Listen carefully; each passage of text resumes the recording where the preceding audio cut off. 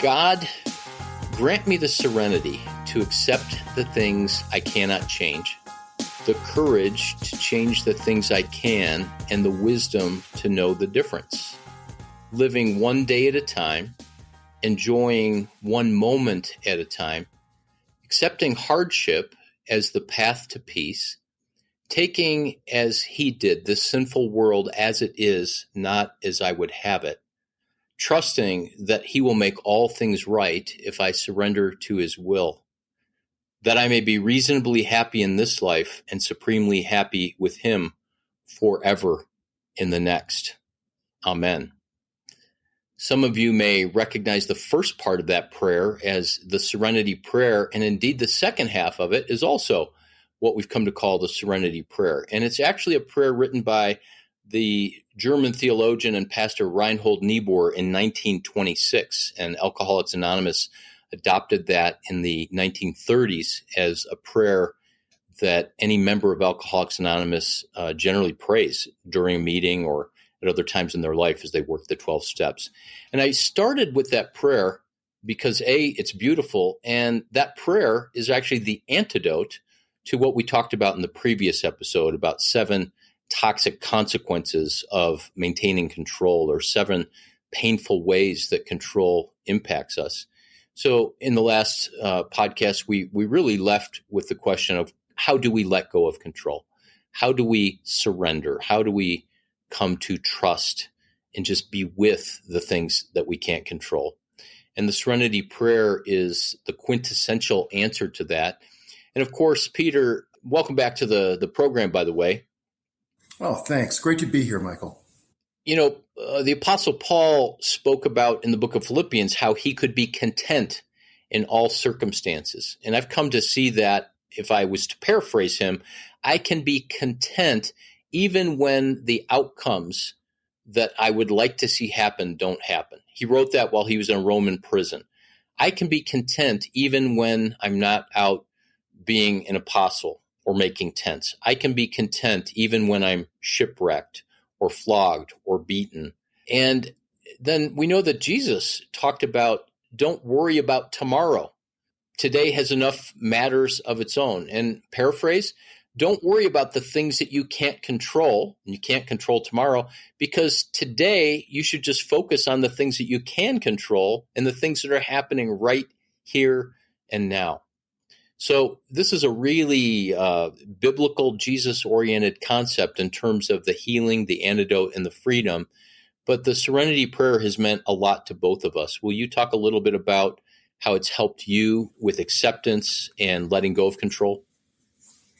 Yeah, I think absolutely. You know, you mentioned in the last podcast, you used the word powerlessness, right? Which is in 12-step spirituality, the mission of powerlessness is the first step. And, you know, I heard it said, and I resonate this, when you truly come to a place of accepting powerlessness, there's a strange power in that, right? When you admit that you're not in control, there's a type of control that you gain that's very different than you being in control. But you're somehow connected to that, like Niebuhr's prayer, that there's a power greater than yourself that can be trusted. And there is some, maybe control's the wrong word, but there's a strength or a power in that. So I deeply, resonate with that.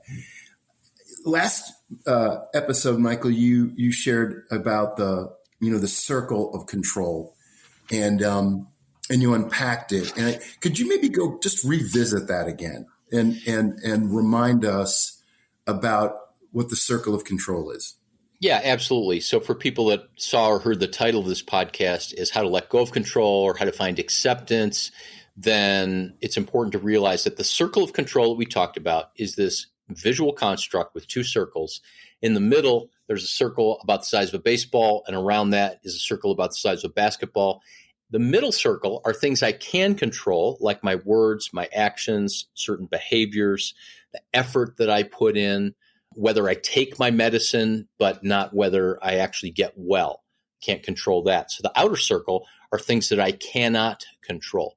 And the principle behind the circle of control is that if I am attached to an outcome, if I am requiring or demanding the goal, the desire, or the outcome to happen that is in my heart or mind, and it doesn't happen, then one of four things is going to happen. I'm going to be depressed.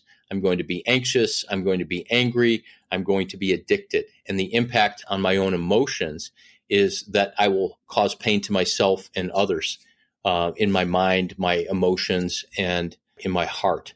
And so that circle of control is just a way of understanding and talking about the need to surrender control, because we see the way that it's harmful, and the way that maintaining control and demanding that the outcome happen is actually causing suffering upon us.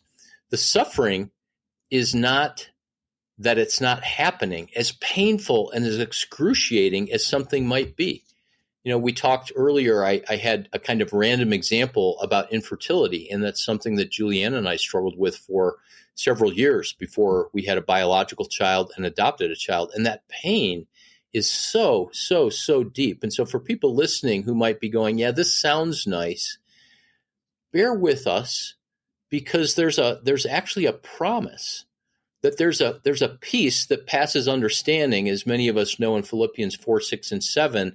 And that doesn't just happen when we close our eyes and wish hard enough to get that peace, but it happens when we realize that the peace, the contentment, even the sense of soothing that we need in our heart happens as we let go of our needing to control the outcome. And then we open ourselves to the care and the presence of one who is loving and good and kind and present, who is there and in control.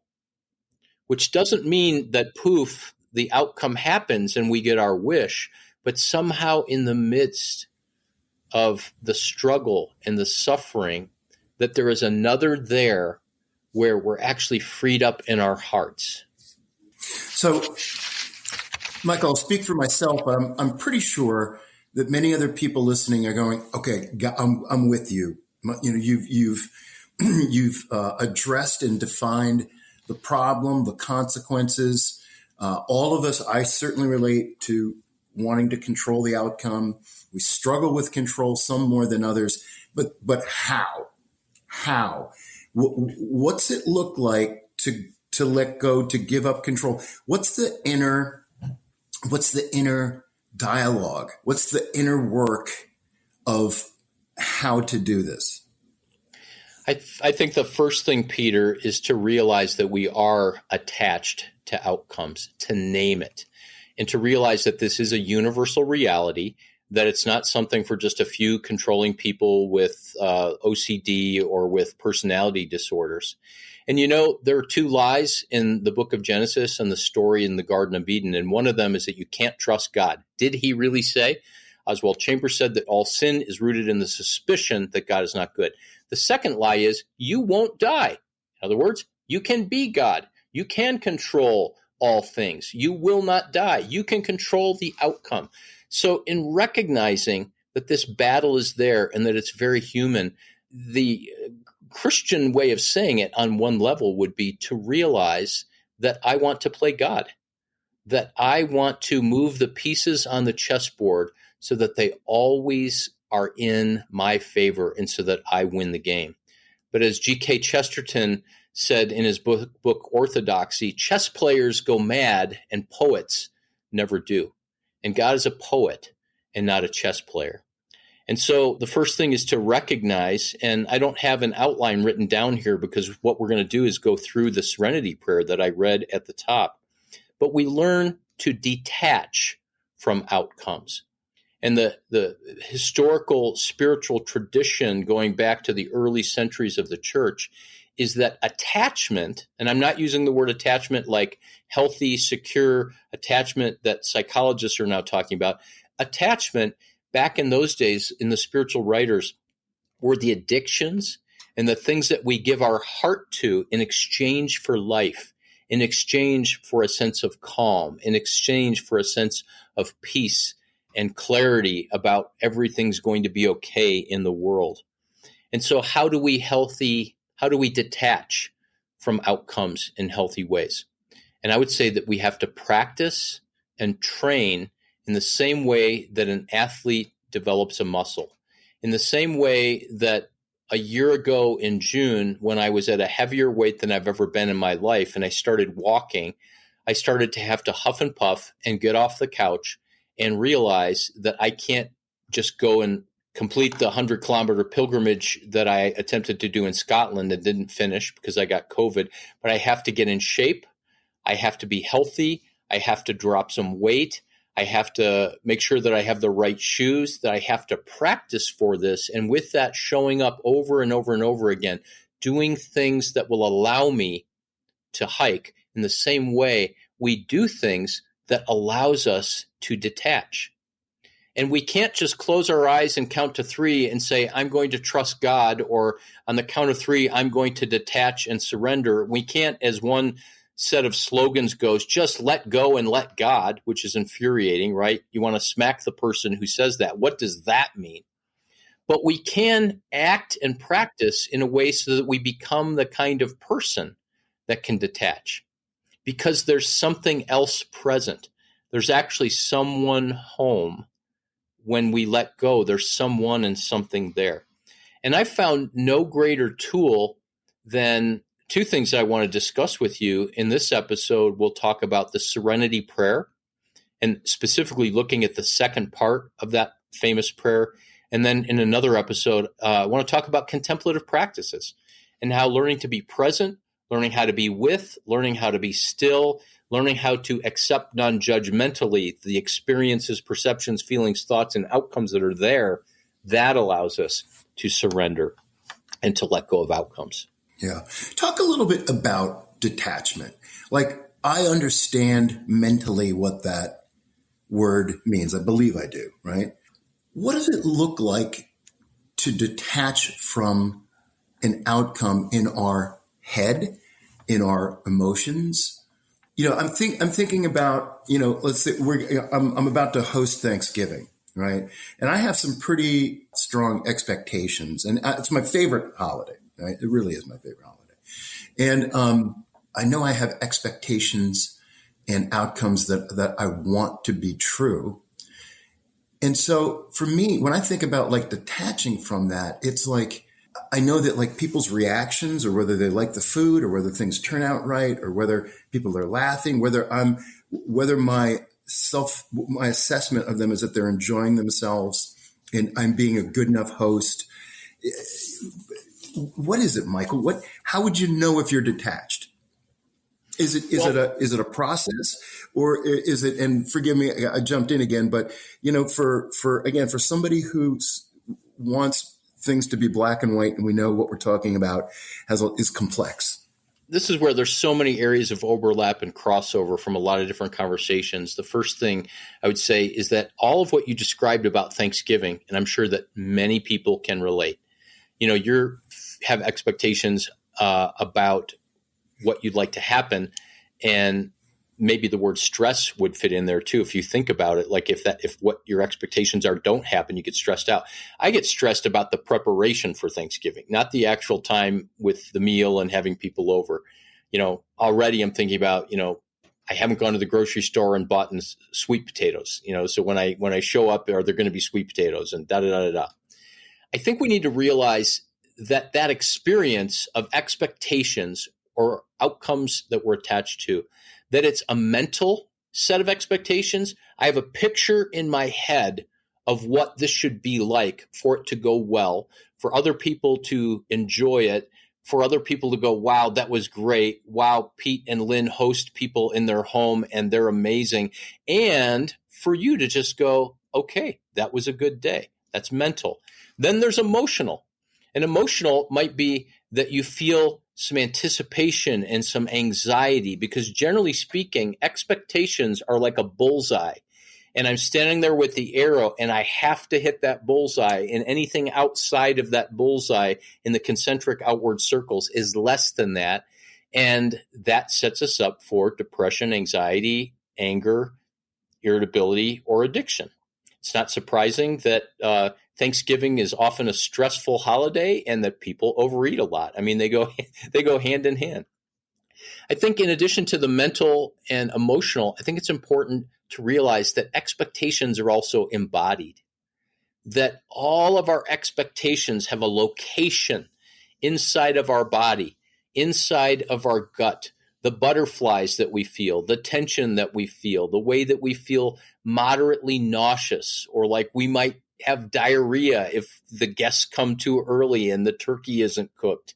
All of us have in that location in our body a little cartoon bubble that comes out that's invisible that says, if the food isn't great, and if people leave early, or if somebody spills sparkling cider on the centerpiece, then the day is a disaster.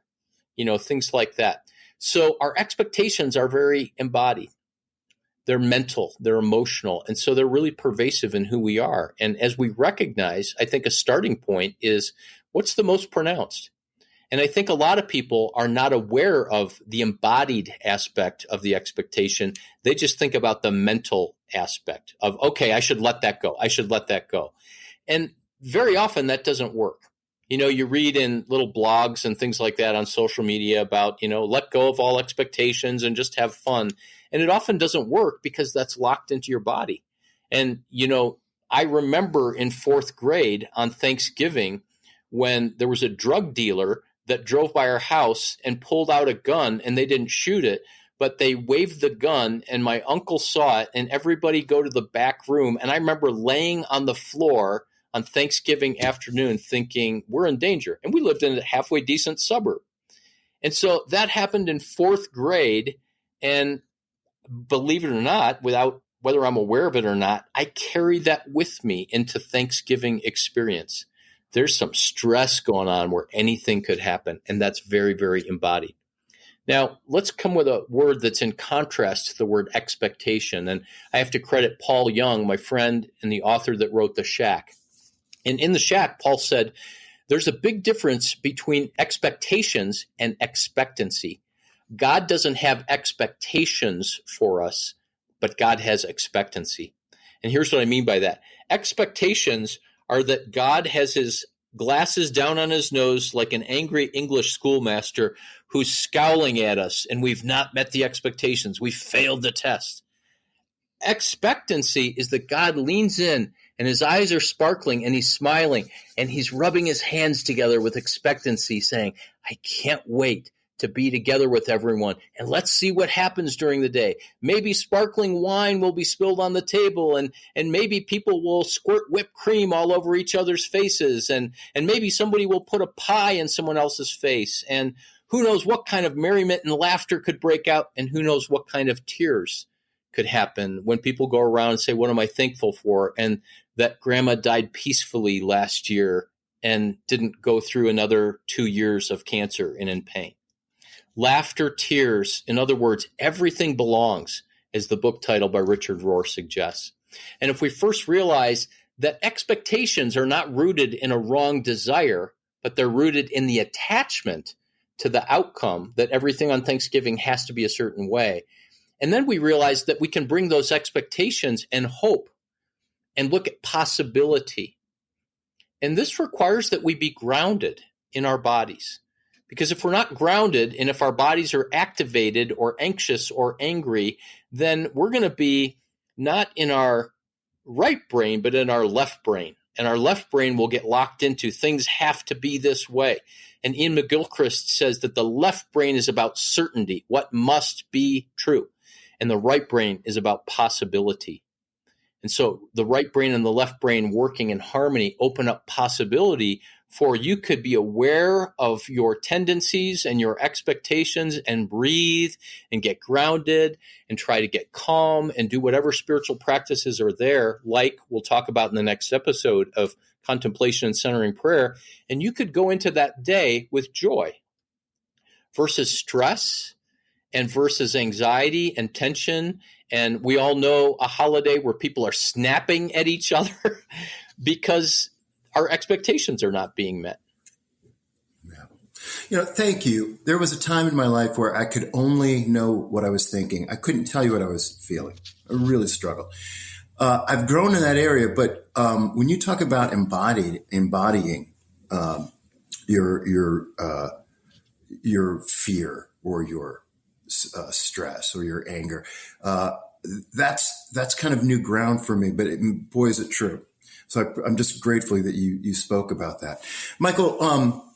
Let's talk about 12-step spirituality, your own work in the steps, and how have the 12 steps informed your practice of being able to identify, control, learning to let go, words like acceptance and surrender? Yeah, thank you for asking. This has been just a beautiful and powerful part of my life, as you well know, as we've both been in a recovery journey, and the material and the truth and the steps and the fellowship of 12-step programs it's been literally transformational for me in the last year of my life. So let me take the Serenity Prayer in general. The Serenity Prayer is a tool that allows me to daily integrate and be conscious of the truths of the 12 steps. And so if we're talking about letting go of control, the first step in Alcoholics Anonymous or Overeaters Anonymous or Sex Addicts Anonymous or Gamblers Anonymous or Cocaine Anonymous or, forgive my language, Asshole Anonymous. I'm just a jerk and I need help, not being that way. And frankly, the 12 steps are for everyone. The first step is I admitted that I was powerless over blank and that my life became unmanageable. So in my case, a year ago, November 1st, 2022, I prayed a prayer with someone and I said, God, I admit that I am powerless over food and my cravings and that my life has become unmanageable. The second step, why don't you go ahead and say it? Came to believe that a power greater than ourselves could restore us to sanity. Totally biblical prayer. Came to believe that a power greater than ourselves could restore us to sanity. Psalm 23, verse 3, he restores my soul, body, mind, emotions, will, and spirit, and he guides me on a path of things being the way they ought to be. There's a path for things to become the way that they ought to be, and God calls that in the scriptures restoration. So I came to believe that God, and for the Christian, we believe that God looks like Jesus and Jesus looks like God. I came to believe that Jesus could and would restore me to sanity. And that word sanity in the Latin means wholeness. So the second step of AA is I came to believe that Jesus could make me whole. But first, back up to step one, I had to admit that I'm powerless and that when I operate with food and overeat compulsively and medicate with food, that I am clogging the drain or the pipe that goes back and forth between God and I, where his love to flow into me and my gratitude and joy and love to flow back to him and others. That pipe gets clogged when I am addicted or attached to certain outcomes. And so step one allows me to acknowledge that there is a power greater than me, that I don't have to be all powerful, that I don't have to be God. There is this God who says, I'm available, I'm accessible, and I will make you whole. And then the third step is that I gave myself over to the care and the will of God as I understood God. So in the 12 steps, it's secular. You can make God whatever you want it to be, however you define your higher power. But for those of us that are Christians, that we offer ourselves, that we surrender, that we entrust ourselves, that we give ourselves to God and to his care and to his will. Now, that's the long answer to the question of how in the world do we actually detach? How in the world do we let go of control? And Peter, I've shared this with you and you've shared with me a similar kind of thing. And I guess I'm going public with this, but I've started, because you've encouraged me to do this, a morning prayer routine where I basically created my own prayer where I take those big ideas from the 12 steps about surrender. And this helps me to detach from outcomes and to begin to surrender the control that I have around my struggles. So every morning I pray this, among other things. Merciful Father, I admit that I am powerless right now over food, fantasy, fear, anxiety, irritability, resentment, isolation, lying, judging, people-pleasing, procrastination, avoidance, insecurity, parentheses, my threatened ego, self-sufficiency, and coveting. And as a result of my brokenness and my character defenses, my life becomes unmanageable. And I'll often just pause and I'll say, okay, God, right now as I pray, and I did this morning, I looked at that list and now it's in my head. Okay, I haven't acted out with food in a year. And so going through this list, let's see, judging others. Okay. Right now, God, I'm judging the people that are in my building who have been causing me frustration lately because there's a problem in my building where our office is that's not being taken care of. And I do not love them. I do not like them. And I'm judging that they are incompetent and they are uncaring and they're money-grubbing, greedy slumlords. That's all in my head. And I can wake up in the morning and the first thought in my mind is what an SOB that person is. And I'm called to bless them and I'm called to love my enemy. And so I'll pray through this. The control is I want to control the outcome by having this contempt and this anger for this person. And when I pray this and say, God, I admit that I'm powerless over this judging and this contempt, I'm pausing here. And I admit that this brokenness around this judging, something inside of me, which is my own insecurity and lack of control, I admit that right now that one is really palpable. I really sense that one is like the juice is right there. And so, God, the next paragraph that I pray, my life has become unmanageable, and only you, Jesus, can restore me to sanity and to wholeness. I don't want this. I don't want to be a judging person. I don't want to be angry, irritable. I don't want to binge on food. And then I say, Jesus, I turn my life over to you, to your care. I trust you with my body, my mind, my will, my emotions. And I ask that your will would be done. That classic line from the Lord's Prayer. And then I might sit several times and just say, breathing deep, thy will be done. And I can just spit those words out because I grew up Catholic saying the Lord's Prayer over and over like a rap song. And I'll just slowly kind of digest and breathe those words. Thy will be done. Not my judging, not my irritability, not my insecurity. Thy will be done. And then the next thing I'll say, help me release the fears that I have that veil your light and your love. And again, gently, not forced, not flexing my muscles or gritting my teeth. Thy will be done. Yeah, Lord, your will is what I want. And then the next paragraph, God, I humbly ask for you to remove my shortcomings. And isn't that the fifth step in the steps? I humbly ask for you to remove my shortcomings. And then you gave me this line, especially the ones that I cling to. In other words, judging isn't so bad. Like, yeah, I know I don't want to binge on food and I don't want to be angry at my wife and kids, but judging is private. It's just inside. Nobody really knows. So I think it's okay to hate this person. But God, there's shortcomings and character defenses that I cling to, and I don't want them. I want to control it. I want to hold on to it. I want to clench my fist around it. And right now, as I say, thy will be done, I'm letting go and I'm surrendering. I'm giving up needing to manage this. And it's at that point, not every day, not every time, but it's at that point where the doorway to peace, contentment, calmness, and serenity comes. Oh, yeah. I shared with you and another friend a few months ago, I was on a plane and there's a guy behind me having a phone conversation after the doors closed. He was loud, obnoxious, arrogant. We go to deplane. And every morning I have one of my prayers is that I confess that I'm capable of judging people in an instant and becoming hateful, angry, and inwardly violent toward them. Right.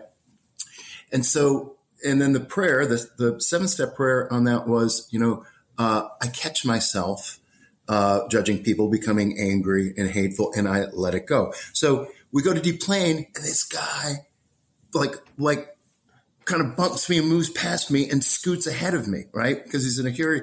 And I had this momentary fantasy. It's terrible, but of me hunting him down in the airport and hitting him with my luggage. And I caught myself. I just caught myself there I go again. And look, I don't know who this guy, and then the self-talk, the healthy self-talk. You don't know what's going on for this guy. You don't know what he's been through today. You don't know why he cut you off. Maybe he's got a connecting flight, whatever. And I could let it go. And so to me, the motivation here, right?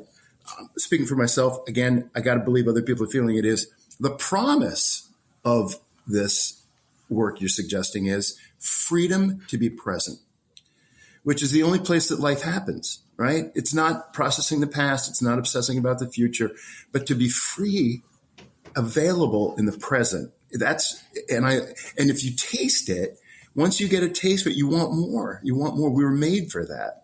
So that, to me, Michael, I think is the great hope here, is that this is a path, a journey of how to be free in the present, how to be available. Yep. I love that. Thank you for bringing that up, because being attached to the outcome immediately puts us in the future.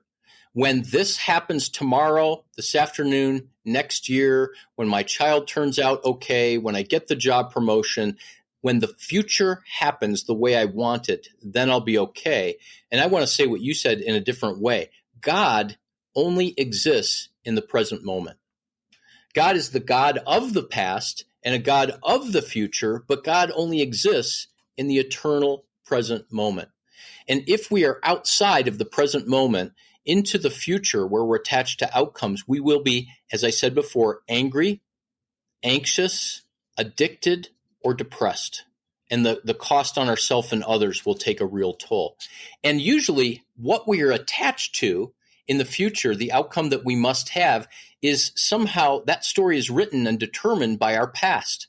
So our past and future are always playing out to pull us out of the present moment. And you've heard me talk before about, that being present is not just a modern mindfulness idea or some kind of helpful therapeutic idea for people with anxiety and trauma, that this is a Hebrew ancient idea that goes back preceding the Old Testament being written. But David was constantly talking about ways that he wanted to practice the presence of God. And we can't practice the presence of God until we can be present with ourselves, so that there's a self to actually present in the present. So I love that. All we can do is move into accepting the present moment and living in that. So thank you for listening to another episode of Restoring the Soul. We want you to know that Restoring the Soul is so much more than a podcast. What we're all about is helping couples and individuals get unstuck. You know how some people go to counseling or marriage therapy for months or even years and never really get anywhere? Our intensive programs help clients get unstuck in as little as 2 weeks. To learn more, visit restoringthesoul.com. That's restoringthesoul.com.